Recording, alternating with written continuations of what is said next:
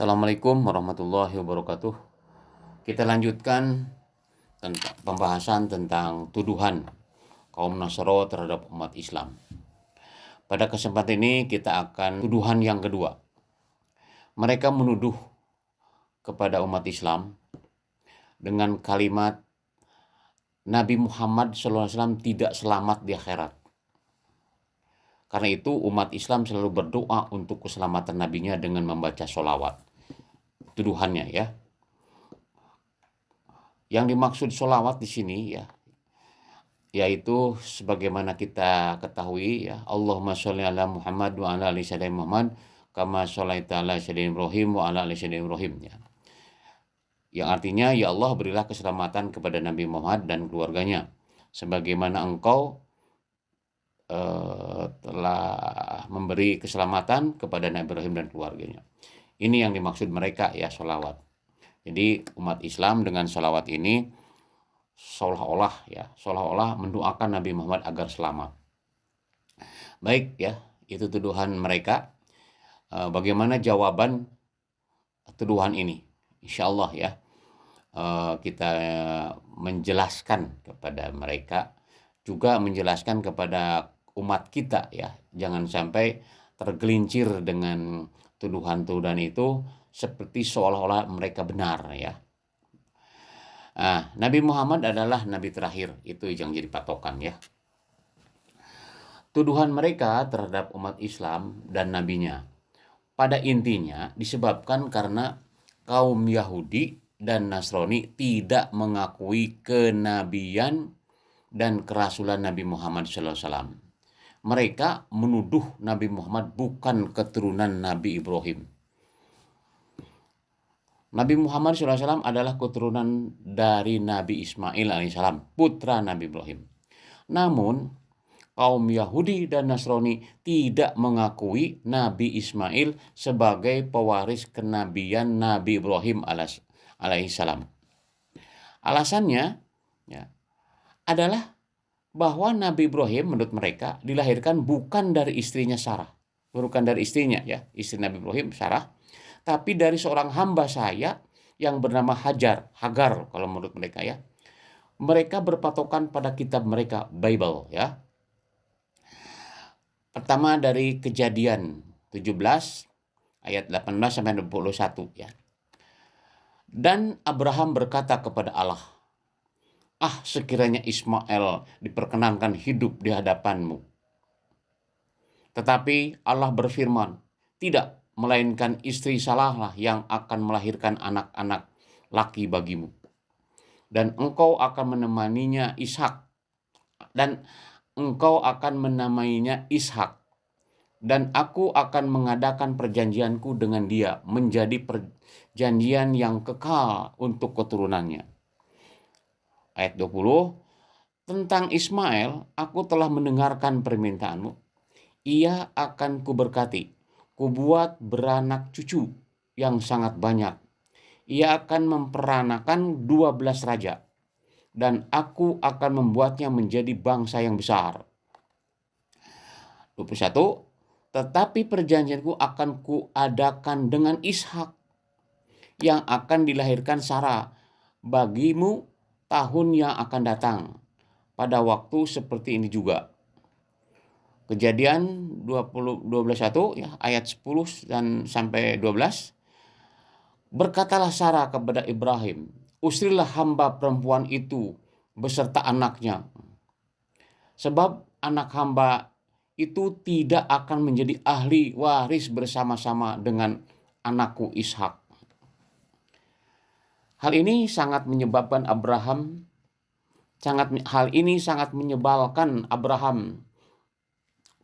oleh karena anaknya itu. Tetapi Allah berfirman kepada Ibrahim, janganlah sebal hatimu karena hal anak dan budakmu itu. Dalam hal ini yang dikatakan suara kepada Sarah padamu, haruslah engkau mendengarkan, sebab yang akan kusebut keturunanmu ialah Ishak. Atas dasar inilah kaum Yahudi maupun kaum Nasrani merasa benar bagaimana baiknya Nabi bagaimanapun baiknya Nabi Muhammad sallallahu alaihi wasallam dan bagaimanapun kebenaran yang disampaikan Allah kepada mereka, kaum Yahudi dan kaum Nasrani tidak akan pernah, never, ya, tidak akan pernah menerima kenabian dan kerasulan Nabi Muhammad. Mereka tidak pernah ridho kepada Muslim sampai kaum Muslim mengakui dan mengikuti keyakinan mereka. Begitu kata Allah dalam surat Al-Baqarah ya 120. Walan tarda ankal yahud wala nasara hatta tattabi'a millatahum. Wajar apabila sekarang mereka menuduh yang macam-macam terhadap kaum Muslim dan Nabi Muhammad sallallahu alaihi wasallam. Kaum Yahudi maupun kaum Nasrani menuduh Nabi Muhammad SAW tidak akan selamat di akhirat nanti. Tuduhan itu mereka perkuat dengan bukti bahwa umat Islam senantiasa berdoa membaca sholawat setiap saat, yaitu pada saat sholat dan pada kesempatan lain. Nah, begitulah pemirsa rahimakumullah ya, tuduhan mereka terhadap Nabi kita dan terhadap umat Islam begitu kejinya ya. Tapi biarkanlah mereka berkata seperti itu ya. Kemudian apa penjelasan ya? Nabi Muhammad adalah pewaris nubuah Nabi Ibrahim. Ya. Ini jawabannya ya. Kaum Yahudi tidak mengakui kenabian Nabi Muhammad SAW. Alasannya, Nabi Muhammad keturunan Nabi Ismail. Berdasarkan Bible, seperti yang disampaikan di atas tadi, menurut mereka bahwa Nabi Ismail adalah bukan anak yang sah. Subhanallah. Ya. Melainkan anak dari hamba sahaya. Padahal dalam kitab mereka, Bible, Nabi Ismail diakui sebagai keturunan yang sah dari Nabi Ibrahim. Sebagian ditulis dalam kitab mereka juga ya. Kejadian 16, 9-11 ya. Lalu kata malaikat Tuhan itu kepadanya ya. Jadi malaikat mengatakan kepada Nabi Ibrahim, kembalilah kepada nyonyamu, asli istrimu ya. Biarlah engkau ditindas di bawah kekuasaannya. Lagi kata malaikat Tuhan kepadanya, aku akan membuat sangat banyak keturunanmu sehingga tidak dapat dihitung lagi banyaknya. Selanjutnya kata malaikat Tuhan kepadanya, kepada Nabi Ibrahim, engkau akan mengandung dan akan melahirkan seorang anak laki-laki dan akan menamainya Ismail, sebab Tuhanmu telah mendengar tentang penindasan atasmu itu. Nah, kemudian Kejadian 17 ayat 20, tentang Ismail aku telah mendengarkan permintaanmu, ia akan kuberkati nubuat ya, kubuat beranak cucu dan sangat banyak. Dia akan diperanakan 12 raja dan aku akan membuatnya bangsa yang besar.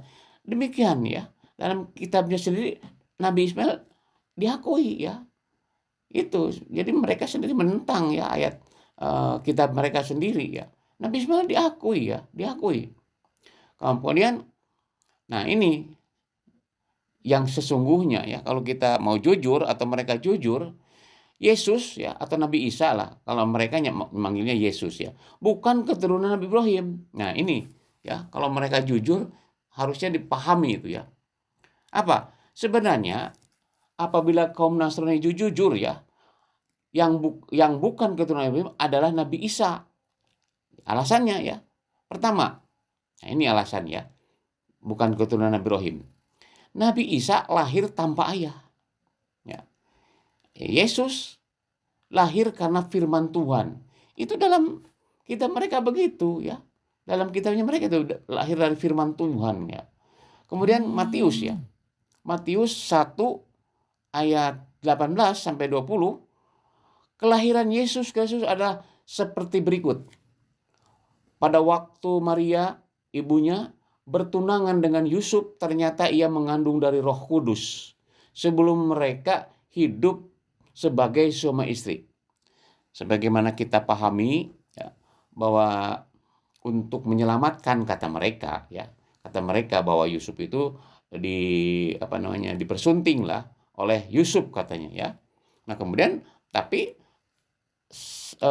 sebenarnya Maryam itu sudah hamil gitu ya.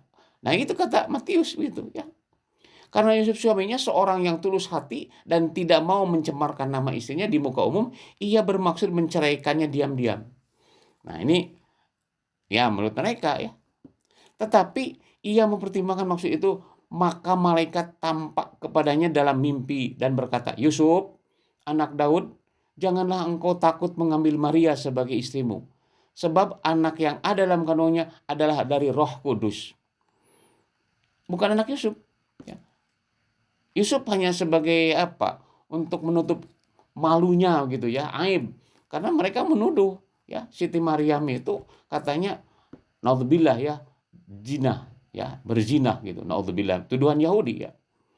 Nah, kemudian kedua ya, yang pertama tadi, kalaupun Yusuf suami dari Maryam, dia bukanlah ayah dari Yesus. Ya. Yusuf sendiri diyakini keturunan Nabi Daud. Silsilahnya tidak jelas ya. Menurut Matius ayat 1 ayat 6 sampai 16 ya. Kemudian Yusuf adalah keturunan ke-26 dari Nabi Daud. Sedangkan menurut Lukas, Yusuf adalah keturunan ke-41 Nabi Daud. Nah, mereka sendiri sudah linglung ya. Tapi biarlah mereka ya. Nah, kalau mereka jujur jelas ya. Justru yang bukan keturunan Nabi Ibrahim itu adalah Nabi Ibrahim ya. Karena Siti Maria atau bunda mereka menurut mereka atau Siti Maryam itu hamil karena izin Allah ya. Izin Allah. Karena itulah menunjukkan kekuasaan Allah bagi kita sebagai umat Islam ya. Tapi mereka ya firman Tuhan, ya artinya kekuasaan Allah itu ya. Kemudian ketiga, keturunan yang sah menurut mereka adalah jalur ayah. Nah, ini kalau jujur nih ya.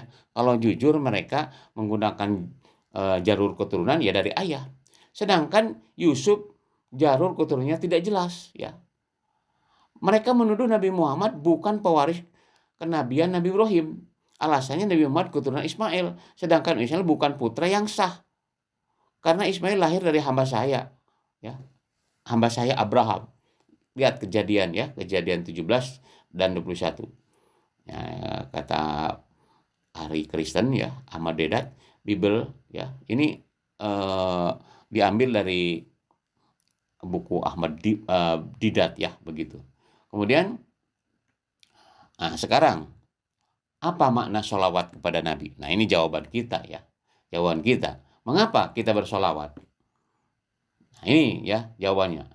Pembacaan sholawat dalam sholat merupakan pemeliharaan hubungan kasih sayang umat terhadap nabinya. Sholawat artinya memberkati, memuliakan, atau berdoa. Ya. Nah misalnya di dalam surat Al-Ahzab ayat 56 Allah berfirman, Innallaha wa malaikatahu yusalluna 'alan nabi. Ya ayyuhalladzina amanu sallu 'alaihi wa sallimu taslima. Sesungguhnya Allah dan para malaikatnya bersolawat atas nabi. Hei orang yang beriman, bersolawatlah atas nabi dan bersalamlah dengan penuh penghormatan. Jadi bersolawat kepada nabi itu perintah Allah. Kalau perintah Allah yang namanya ibadah, ya. Jadi kenapa bersolawat? Ya karena perintah Allah, gitu ya. Jadi mereka mereka menuduh sembarangan semacam itu, ya biarkan ya, karena mereka memang benci terhadap umat Islam ya. Apapun disalahkan. Yang perlu diperhatikan oleh kita, terutama para ustadz ya, para penceramah, para mubalik, ini sampaikan kepada umat. Jadi bersolawat itu bukan mendoakan Nabi Muhammad supaya selamat, bukan. Bersolawat adalah perintah Allah. Surat Al-Ahzab ya, surat 33 ayat 56. Itu perintahnya. Innallaha wa malaikatahu yusholluna 'alan nabi. Ya ayyuhalladzina amanu shallu 'alaihi wa sallimu taslima. Ya. Nah, kemudian sekarang kita perhatikan menurut pemahaman dalam Al-Quran ya, makna sholawat Allah kepada Nabi Muhammad gimana? Karena kan innallaha wa malaikatahu yusholluna 'alan nabi. Sesungguhnya Allah bersolawat kepada Nabi, malaikat bersolawat kepada Nabi. Sekarang sholawatnya Allah bagaimana? Nah itu ya, kita harus dipahami dulu nih. sekalian kita perjelas ya kepada umat Islam ya, kepada kita sendiri. Jadi yang sebut sholawat itu apa? Apa maknanya? Kan di situ bahasanya innallaha, sesungguhnya Allah bersolawat kepada Nabi. Malaikat bersolawat kepada Nabi. Nah, solawatnya Allah bagaimana ya? Allah sebagai Rob, Malik dan Ilah bersolawat atas nabinya. Bentuk solawat Allah terhadap nabinya telah dijelaskan dalam kitabnya antara lain. Nah, jadi solawat itu bisa bermakna memuliakan. Memuliakan. Karena kalau misalnya berdoa, nah doanya bagaimana? Ya. Karena ada yang menafsirkan juga nih, innallaha malaikatahu yusholluna 'alan nabi, sesungguhnya Allah dan malaikat berdoa. Nah, gitu ya, kalau salawat itu berdoa kepada nabi. Wahai umat Islam, orang beriman, berdoalah. Nah, sehingga seolah-olah bersalawat itu berdoa ya. Padahal yang dimaksud sholawat di sini adalah apa? Ya. Nah, di dalam Al-Qur'an jadi bukti ya, bukti bahwa Allah bersolawat artinya memuliakan Nabi Muhammad. Apa bentuknya memuliakan? Yang pertama adalah memberi wahyu kepadanya ya. Perhatikan surat Yusuf ya ayat 19, kemudian An-Nahl ayat 43, Al-Anbiya, untuk dijadikan pedoman hidup manusia di dunia ini ya. Jadi Allah bersolawat kepada Nabi, yaitu pertama adalah memberi wahyu atau memberikan wahyu. Itu kan Nabi, memuliakan Nabi Muhammad sebagai Nabi, dapat wahyu ya. Kemudian yang kedua, memilih dan mengangkatnya menjadi Rasul ya. Coba kita perhatikan dalam surat Al-A'raf ya ayat 158, kemudian Al-Ahzab ayat 45 sampai 46 ya. Kemudian menolong dan memelihara dari kejahatan orang yang membencinya, agar tugas yang dipikulnya dapat dilaksanakan. Ya, ini kita perhatikan dalam surat Al-Imran ayat 123, Al-Anbiya 77 dan Maidah ayat 67. Di sini dikatakan dijamin keselamatan Nabi Muhammad untuk menyampaikan risalah ini. Ya, nah inilah salah satu atau bentuk daripada sholawat Allah kepada Nabi. Ya. Kemudian bagaimana sholawatnya malaikat? Malaikat adalah aparatur Allah yang senantiasa taat kepadanya. Ya. Nah ini ayatnya. Nah bentuk sholawat malaikat kepada Nabi antara lain. Ya, jadi bagaimana sholawatnya malaikat? Menyampaikan wahyu. Nah wahyu itu kan diturunkan oleh Allah melalui malaikat. Nah menyampaikan wahyu itulah adalah suatu bentuk sholawat Nabi, malaikat ya, malaikat Jibril dalam hal ini. Kalau malaikat yang lainnya menolong Nabi Muhammad ya. Nah dalam ini petugas penyampai Yahweh adalah malaikat Jibril ya. Kemudian membantu dan menolong melaksanakan tugas kerasulan para nabi. Salah satu contoh bantuan malaikat kepada Rasulullah adalah membantu dan memenangkan dalam peperangan. Nah jadi malaikat itu membantu mendukunglah kerasulan Nabi Muhammad. Itu sholawat Nabi malaikat ya. Dan juga pantas kalau malaikat bersolawat, berdoa, bisa saja ya, karena ya sama-sama hamba Allah ya. Tapi kalau Allah berdoa, gimana doanya? Ya. Nah, ini membantu dalam menolong dalam peperangan dan sebagainya, sebagaimana firman Allah dalam surat Al-Anfal ayat 9 ya. Ketika kamu mohon pertolongan kepada Tuhanmu, lalu diperkenankannya bagimu, sesungguhnya aku akan mendatangkan bala bantuan kepadamu dengan 1000 malaikat yang datang berturut-turut. Perang Badar, perang Uhud, dan peperangan lainnya, itu malaikat membantu ya. Karena ya itulah tugas malaikat, membantu para nabi, ya para rasul, termasuk orang yang beriman ya. Nah itu yang disebut sholawatnya malaikat ya. Kemudian sholawatnya kaum mukminin. Nah, karena dalam surat Al-Ahzab tadi ya, Allah dan malaikat bersolawat kepada Nabi. Dan Allah menyuruh, wahai orang beriman, bersolawatlah. Ya. Bersolawatlah kepada Nabi. Ya, dan beri salam dengan penghormatan yang baik gitu ya. Nah, bagaimana sholawatnya salawatnya orang yang beriman? Yang pertama adalah mengikuti ajaran yang dibawanya. Nah, itu.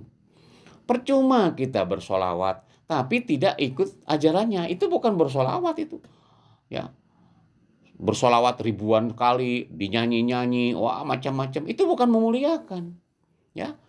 Karena yang yang disebut kita bersolawat karena yang intinya adalah mengikuti ajaran yang dibawanya.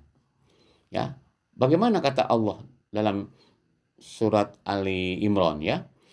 Jika kamu mencintai Allah, ikutilah aku. Niscaya Allah mengasihi dan mengampuni dosamu. Allah Maha Pengampun lagi Maha Penyayang.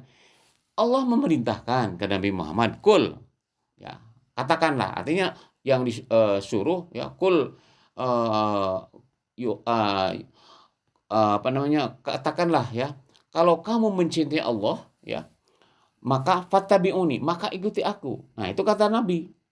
Jadi salah satu kita cinta ya, kita bersolawat kepada Nabi adalah mengikuti ajaran yang dibawanya. Karena salah satu bentuk cinta kepada Allah yaitu mengikuti Rasul. Fattabi'uni, kata Rasul, kata Nabi ya, fattabi'uni. Nah, itu salah satu wujud solawat ya, atau pengikut Nabi Muhammad kepada Rasul. Yang kedua, mentaati perintah dan meninggalkan larangannya. Ya, jadi Rasul memerintah dan melarang itu atas firman Allah atau berdasarkan firman Allah. Kita taat kepada Nabi. Dalam aplikasinya taat kepada Nabi itu sama dengan taat kepada Allah. Nah, itu ya. Nabi diutus kemudian melainkan untuk ditaati ya. Dan kami tidak mengutus Rasul melainkan untuk ditaati dengan izin Allah. Nah, ya, An-Nisa ya 64. Kemudian yang lain dalam surat Ali Imran ya, taatlah Allah dan Rasulnya. Jika kamu berpaling, maka sesungguhnya Allah tidak menyukai orang-orang kafir.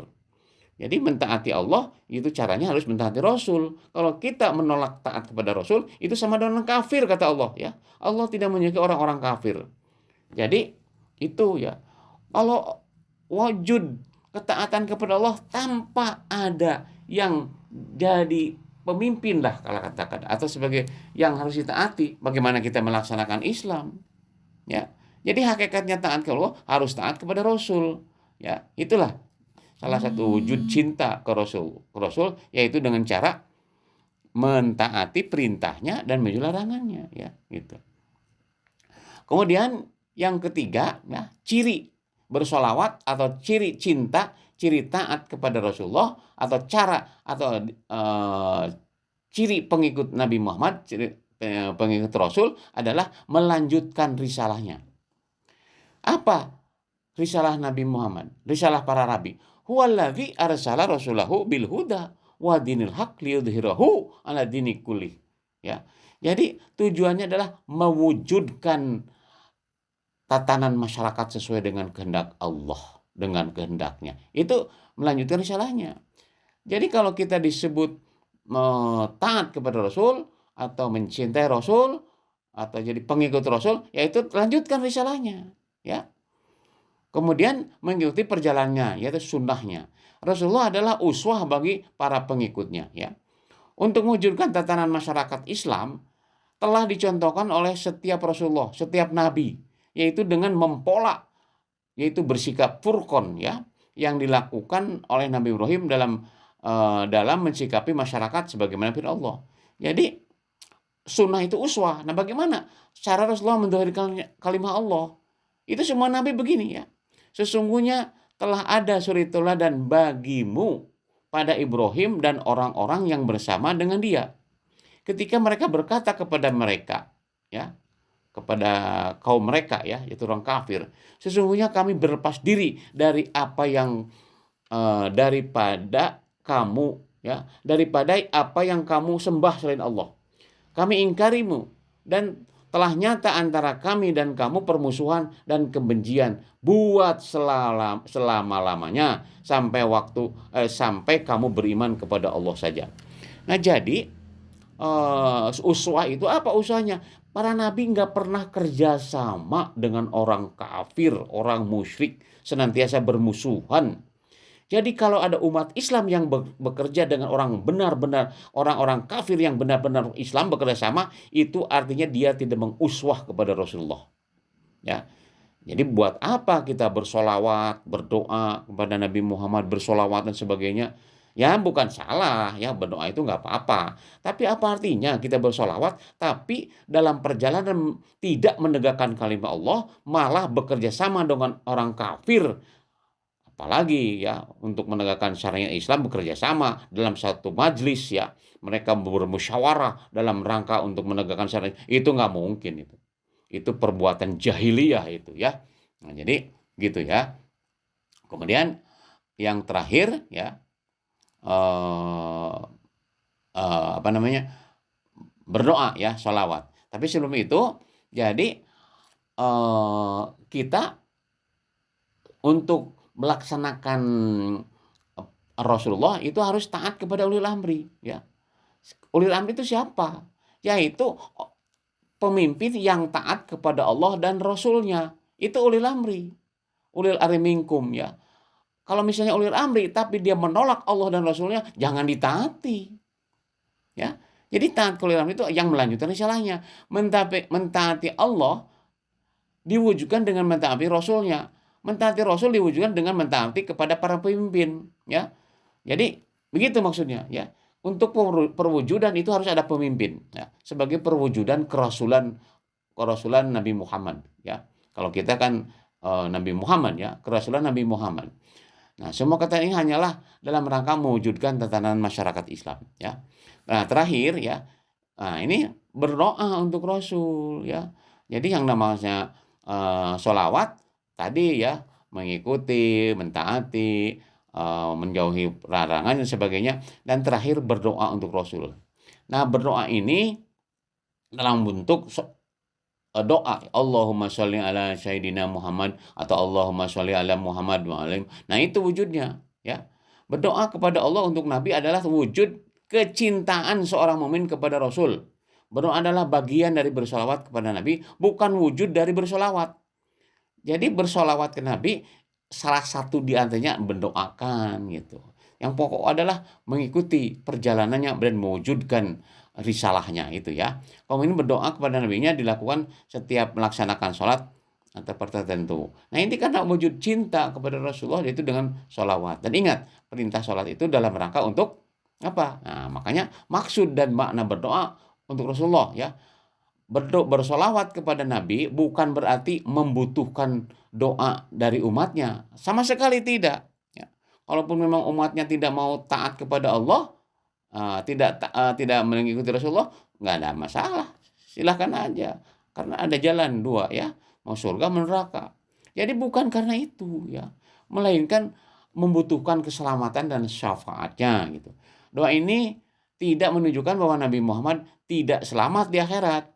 Ibarat kita mendoakan, misalnya gini ya, kita kan misalnya orang tua atau istri kita, ketika dia mau pergi kan kita semoga selamat di perjalanan. Itu artinya apa? Ya, bukan berarti orang tua kita atau istri kita akan celaka di jalan, bukan. Itu kan wujud cinta. Hati-hati ya di jalan, nah, hati-hati di jalan, atau semoga selamat di perjalanan. Itu artinya apa? Wujud cinta, ya. Ya misalnya lah kepada teman juga kan kalau mau pergi, hati-hati ya di jalan ya. Nah gitu kan. Itu bukan mendoakan bahwa dia celaka, bukan. Itu tanda bukti ya. Allahumma sholli ala Sayyidina Muhammad. Artinya bukan Nabi Muhammad celaka, bukan begitu ya. Jadi orang Yahudi itu menuduh senaknya aja kalau berdoa berarti celaka. Itu logika yang apa itu ya. Logika yang nggak logis gitu ya, nggak logis lah gitu ya. Jadi gitu ya yang dimaksud salawat itu doa ya. Doa itu bukan berarti Nabi Muhammad celaka, bukan ya. Kemudian juga bersalawat bukan untuk mengkultuskan ya. Orang beriman amat sangat cintanya hanya kepada Allah. Bila cinta kepada Allah maka terjadi pengkultusan. Jadi bukan ya, kita bukan mengkultus Nabi Muhammad ya.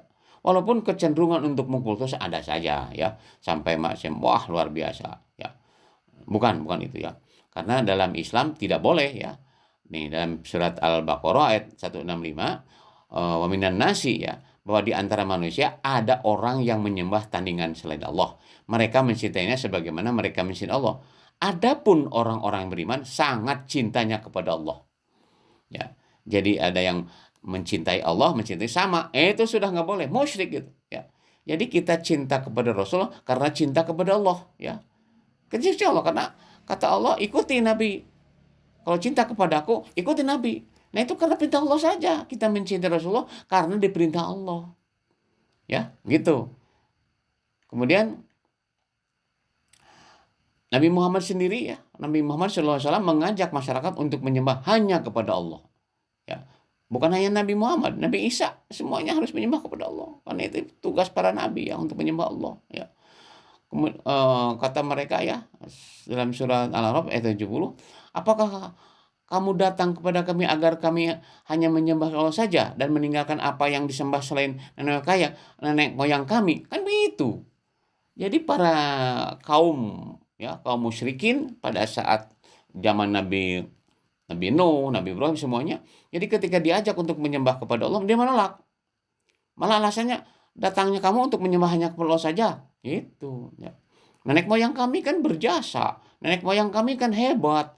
Maka masa kami meninggalkan kecintaan kami kepada nenek moyang kami? Itu kan alasan. Ya. Itu maksudnya. Padahal Nabi semuanya, mari kita cinta kepada Allah saja. Ya.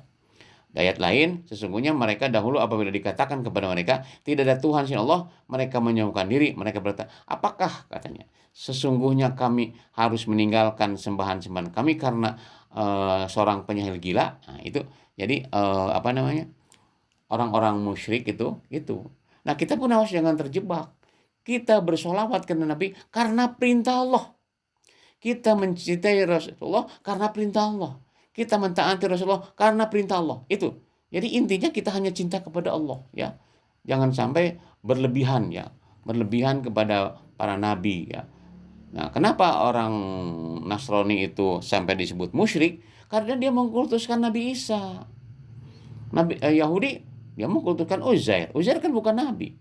Tapi karena ada satu kelebihan maka dianggap sebut anak Allah. Naudzubillah ya. Uzair anak Allah katanya. Kemudian kalau Nasrani Yesus anak Allah. Naudzubillah min dzalik ya. Nah, ini juga bisa kecenderungan kalau kita tidak memahami tentang Al-Qur'an, bisa saja umat Islam pun mengkultuskan Nabi Muhammad. Naudzubillah min dzalik ya.